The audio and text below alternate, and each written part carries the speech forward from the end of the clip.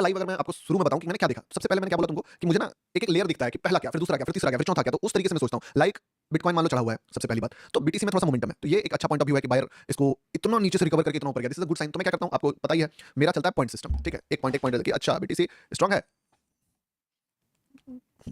तो एक पॉइंट दे दो वो वाला चीज बीटीसी के नाम पे,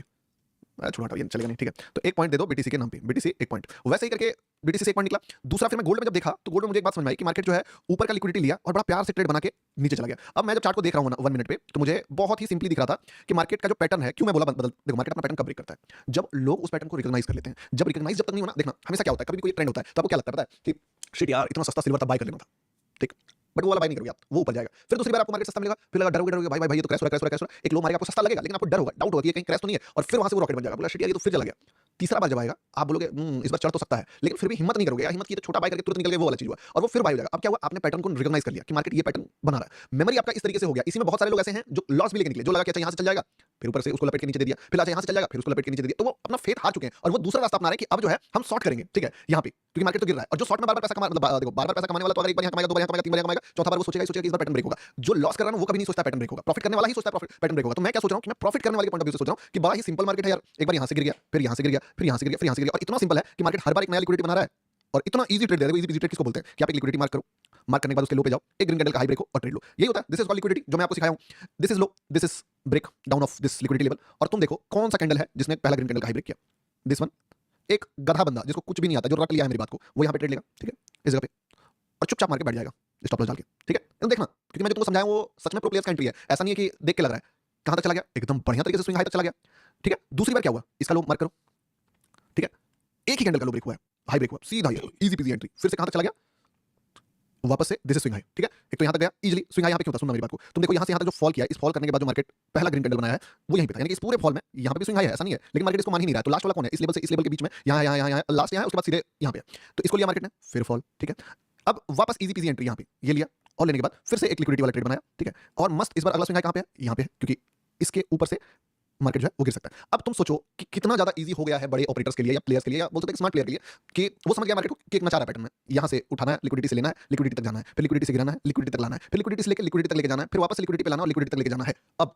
इतना देर तक उन्होंने इस लिक्विडिटी के गेम को खेला, लेकिन क्या सारे बंदे प्रो है? द आंसर इज नो, क्योंकि सबको नहीं पता है कि लिक्विडिटी किस तरीके से ग्रैब किया जाता है, किस तरीके से यूज किया जाता है, उसने रटा है, समझा नहीं है कभी, तो उसको पता ही नहीं है कि यहां ट्रेड बना, यहां ट्रेड बना, यहां ट्रेड बना, इवन शॉर्ट का ट्रेड यहां बना, यहां बना, यहां बना, या लिक्विडिटी मार्क कैसे करना है, तो उसके लिए सारा बाउंसर गया। लेकिन इस जगह तक वो इतना लॉस कर लिया है कि अब वो तैयार है कि अब मार्केट एक नया लो बनाएगा, और अभी तक जो वो मान ही नहीं रहा था कि मार्केट जो है गिर सकता है, वो गिरा भी कहां से गिरा, जहां से वो मान नहीं सकता था, ब्रेकआउट पे बाय किया होगा बंदे ने, वहां से गिरा, दूसरी बार फिर वहीं से गिरा। तो वो समझना मार्केट डिजाइन ही हुआ है रिटेलर को इमोशनली ट्रॉमा देने के लिए, इमोशनली एकदम बर्बाद करने के लिए, अकाउंट ब्लॉक करने के लिए, जो समझता नहीं है। तो उसको लगा कि मार्केट जब वो छोड़ देगा होप कि ना इस बार फिर वापस से फॉल करने लगा, अब मार्केट कहां तक आएगा, यहां तक फोमो में घुसेगा, लेकिन डिस्काउंट रेट पे। कब गिर रहा है तब तो उसकी घुसने की हिम्मत नहीं है। अब यहां से जब वो रिवर्स करेगा तब उसको लगेगा चलो बढ़िया रेट है, लिक्विडिटी वगैरह जो भी बेसिक नॉलेज है उसके बाद उसको समझ आएगा कि कैंडल्स में फॉल है, तो यहां तक वापस आएगा, क्योंकि 3 बार लो बनाया है। चौथा चीज ट्रेंड लाइन ड्रॉ करने वाले बहुत बंदे होते हैं, तो ट्रेंड लाइन ड्रॉ करते हैं, ये ट्रेंड लाइन है, तो अगला ट्रेंड लाइन यहां तक आएगा, ठीक है। तो इसके कारण यहां पे मार्केट को लोगों को लगेगा कि बड़ा सेल में देना है। अब मैं क्या देख रहा हूं, एक पैटर्न 8 से 9 बार नहीं चलता है, अगर ऐसा हो गया तो मार्केट पैटर्न बदलेगा। अब द क्वेश्चन इज कि अगर मार्केट पैटर्न बदलेगा, ये सवाल नहीं है, अगर बदलेगा तो वो कौन सा जगह होगा जहां पे बदल सकता है। दिस इज बोल सकते हो कि बेस्ट क्वेश्चन जो पूछना है अपने आप से, क्योंकि पैटर्न बदलेगा तो उससे तुम क्या फायदा उठा पाओगे, तुमको एंट्री थोड़ी मिलेगा, एंट्री तो तुमको यहां पता चलेगा ना कि कहां पैटर्न बदलेगा। तो सबसे पहले तुम समझो कि अगर ये इस बार गिर रहा है तो अपने दिमाग में रखो कि इस बार पैटर्न बदलेगा,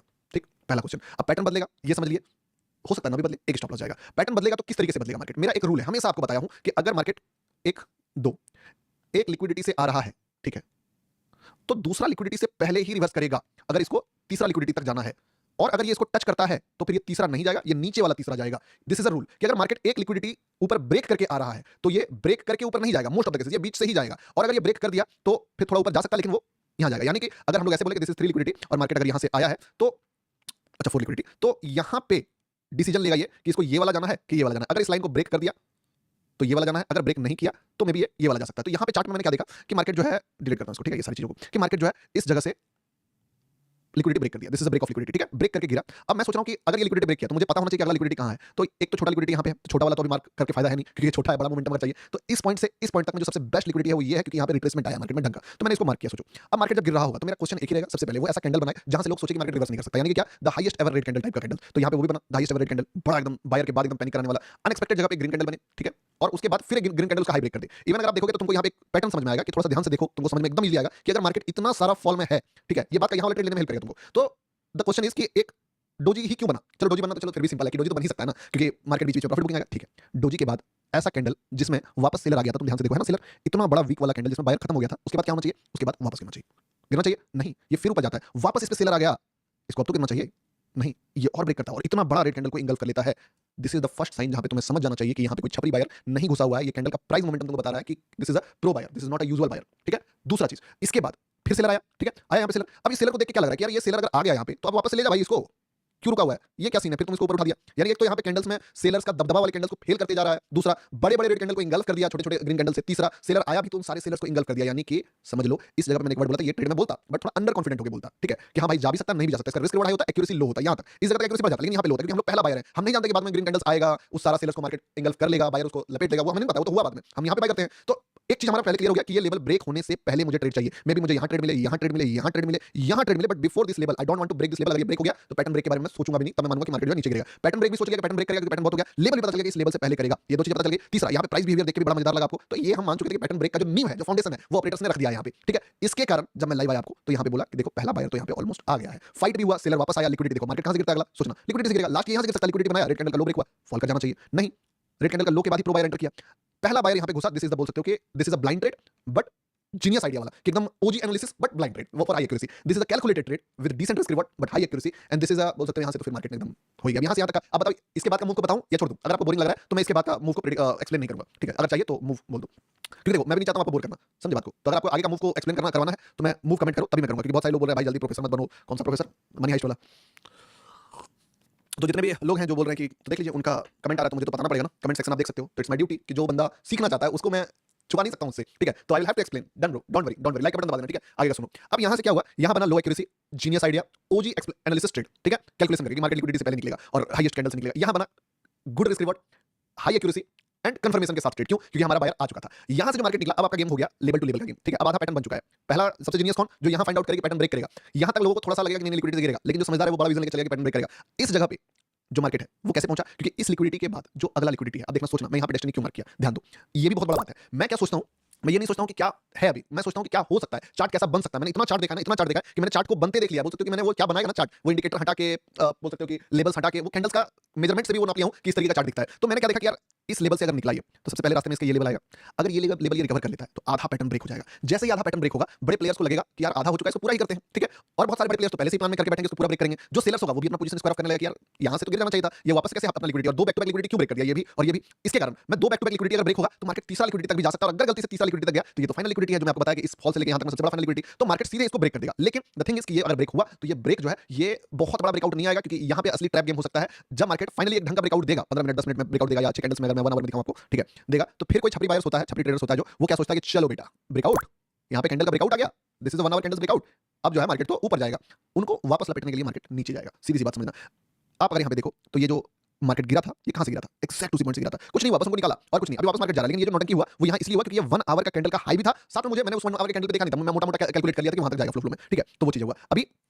इस पॉइंट पे मार्केट जब यहां से चलना स्टार्ट हुआ, पहला ब्रेकआउट पे फाइट होना स्टार्ट हुआ। फाइट पे मैंने आपको एक बात बोली कि this is a pro buyer. अब उसका रीजन सुनना क्या था, क्योंकि ये आखिरी जगह था जहां पे मार्केट सेलर कमबैक कर सकता था। अगर यहां पे मार्केट में सेलर कमबैक नहीं किया तो फिर कमबैक करना थोड़ा मुश्किल हो जाएगा, कि यहां से बायर आ जाएगा, इसको यहां तक ले जाएगा, और यहां तक ले गया तो समझ लो पूर्णतः एक तरह से बोल सकते हैं कि ऑलमोस्ट पैटर्न पूरा ही ब्रेक हो गया। तो उसके बाद फिर अलग टाइप से मार्केट में लौटने करेगा, वो अलग मैटर है, ठीक है। इसीलिए मार्केट में अगर सेलर भी अपना बारी का इंतजार कर रहा है तो वो अपने लिए सबसे बेस्ट दाव यहां खेल सकता है। तो मैं यहां पे डरा हुआ था कि क्या सेलर दाव खेलेगा, तो पहला कैंडल मैंने इग्नोर मारा कि ना सेलर ने तो कोई भी दाव, पहला कैंडल तो मैं ऐसे भी इग्नोर मारता हूं, लिक्विडिटी चुके। लेकिन दूसरा कैंडल में मेरा फोकस था कि अगर बाय चांस किसी भी रेड कैंडल का लो ब्रेक हो गया तो सेलर एक्टिवेट हो सकता है। अब याद रखना, बड़े प्लेयर्स नॉट ओनली बिगिनर्स, बड़े प्लेयर्स को भी टारगेट करते हैं, उनको जब लिक्विडिटी चाहिए होता है वो ऐसे यूज करते हैं। तो यहां पे कौन घुसा होगा, यहां पे घुसा होगा प्रो सेलर्स भी। इस जब ब्रेक कर रहा था, जब ये कैंडल ब्रेक कर रहा था तो कौन घुस रहा था, प्रो सेलर। लेकिन ये घुस के वापस कमबैक कर लिया तो वो सारे सेलर्स को किसने लपेट दिया, प्रो बायर्स ने। तो प्रो बायर्स ने प्रो सेलर्स को यहां पे हराया, क्योंकि this is a proper entry of seller. और एक बार प्रो सेलर अगर हार गया तो प्रो सेलर्स का एक खास बात है कि वो दूसरा कमबैक नहीं करता, और करता है तो समझ लो फिर वो जीत ही जाता है। तो या तो ये कमबैक नहीं करेगा और बायर जो इसको गेम को निकाल देगा। और यही रीजन था कि एग्जैक्ट इस पॉइंट से मैं आपको बताया था कि यहां पे प्रो बायर है, और अब ये दोबारा या तो लो ब्रेक करेगा नहीं, यही से चल गया, यही लो रह गया, और मार्केट यहां से थोड़ा नोटगी करने के बाद फिर फट गया। फटना यहां पे रीजन तुमको बता दिया कि यहां से निकलेगा तो थोड़ा पुश करके निकलेगा, क्योंकि this is a level of,